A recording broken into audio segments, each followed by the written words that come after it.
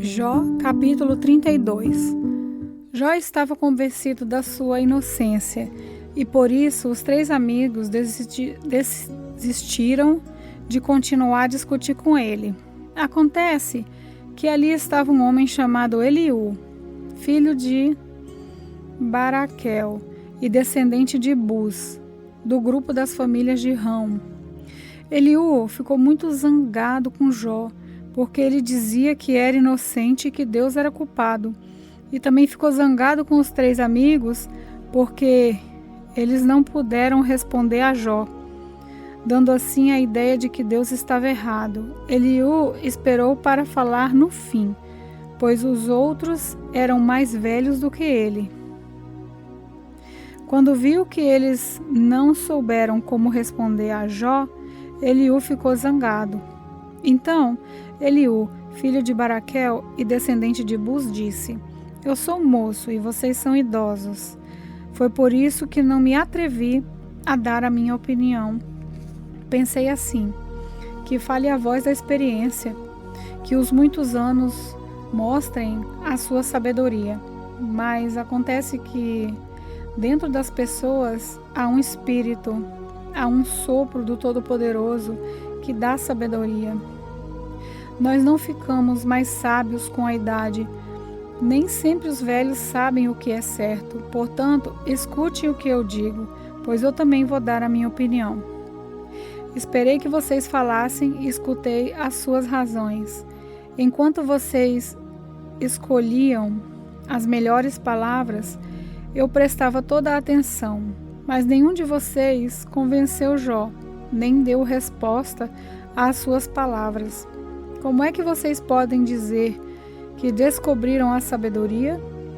É Deus e não um ser humano quem terá de dar resposta a Jó. Ele nunca teria respondido como vocês, mas Jó estava falando com vocês e não comigo. Jó, esses três estão derrotados e não têm mais palavras para continuar a discutir. Eles já pararam. Não falam mais. Será que devo continuar esperando enquanto estão calados? Não.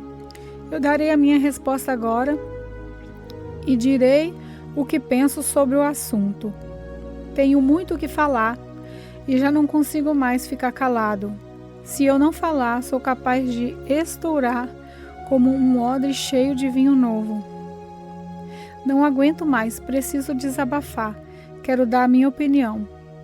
Não vou tomar partido nessa discussão e não vou adular ninguém. Eu não costumo bajular e, se bajulasse, o Criador logo me castigaria. Jó, capítulo 33. Por isso, Jó, escute as minhas palavras e preste atenção em tudo o que vou dizer. Estou pronto para começar e vou falar o que penso. Darei opinião com franqueza. As minhas palavras serão sinceras, vindas do coração, pois foi o Espírito de Deus que me fez, e é o sopro do Todo-Poderoso que me dá vida.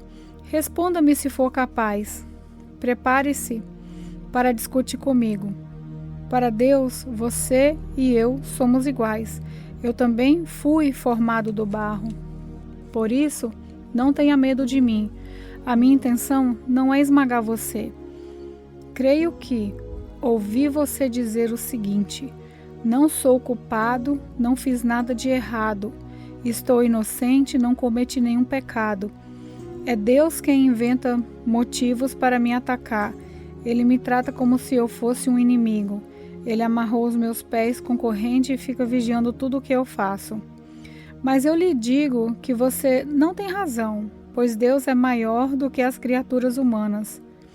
Por que você acusa Deus, afirmando que Ele não dá atenção às nossas queixas?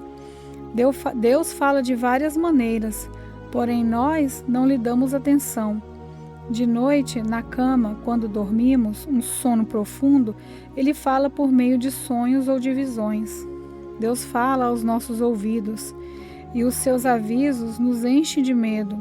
Ele fala com a gente para que deixemos de pecar e para que não nos tornemos orgulhosos.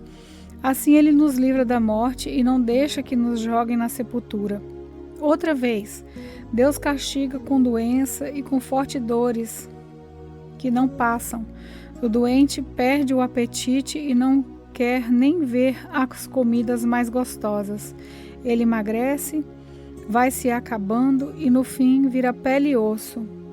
Ele está às portas da morte, logo será levado para a sepultura. Pode ser que ele venha a ser socorrido por um anjo, um dos milhares de anjos de Deus, que ensinam a gente a fazer o que é certo. O anjo terá pena dele e pedirá a Deus: salva-o.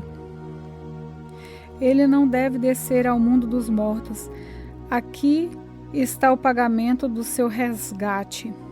Então ele terá saúde novamente e o seu corpo será forte como era na juventude. Quando orar, Deus o atenderá. Ele o adorará com alegria e Deus o aceitará de novo como um homem direito. Ele dirá a todos: pequei, cometi injustiças, mas Deus não me castigou. Ele me salvou da morte. Eu ainda posso ver a luz. Deus faz tudo isso com a gente e faz várias vezes. Ele não deixa que morramos e assim continuamos a ser iluminados pela luz da vida. Agora, Jó, escute com atenção.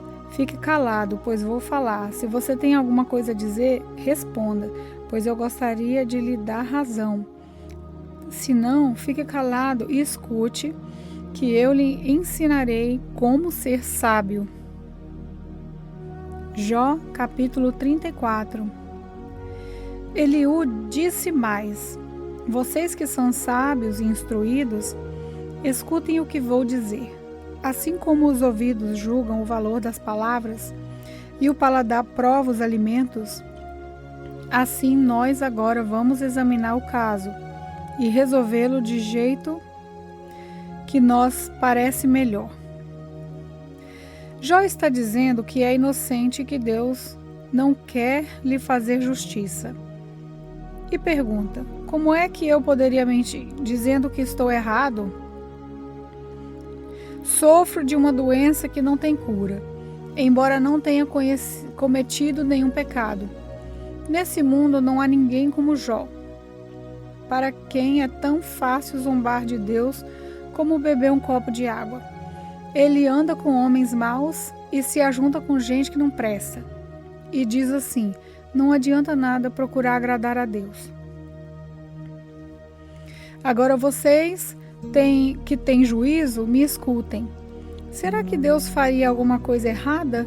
Será que o Todo-Poderoso cometeria uma injustiça? Ele nos paga de acordo com o que fazemos e dá a cada um o que merece.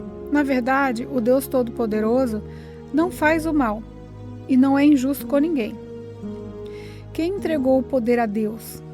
Quem fez o governador do universo?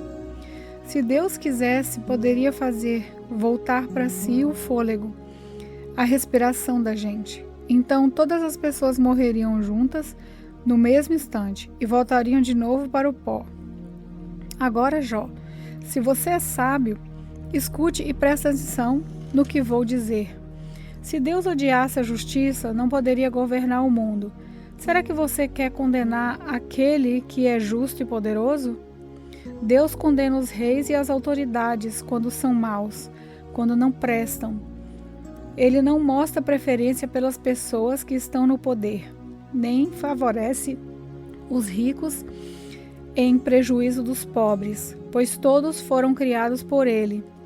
A morte pode vir de repente, no meio da noite. A pessoa tem um ataque e morre. Deus não precisa de ajuda para matar os poderosos, pois Ele sabe tudo o que fazemos e vê todos os passos que damos. Não existe nenhum lugar, por mais escuro que seja, onde um pecador possa se esconder de Deus. Deus não precisa marcar um dia para que uma pessoa se apresente a fim de ser julgada por Ele. Ele não necessita de examinar a vida dos poderosos para acabar com eles e dar a outros o seu lugar, pois Deus conhece o que eles fazem. De noite, ele os derruba e esmaga. Em público, na frente de todos, Deus os castiga, como se fossem criminosos, porque eles se afastaram dele e não quiseram obedecer a nenhum dos seus mandamentos.